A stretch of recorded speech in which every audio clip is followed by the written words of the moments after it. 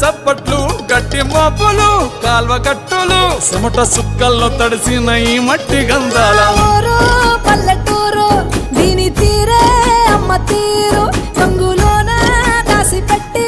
కొడుకుకిచ్చే ప్రేమ వేరు ఊరు పల్లెటూరు దీని తీరే కన్న కూతురు కళ్ళ ముందే ఎదుగుతున్న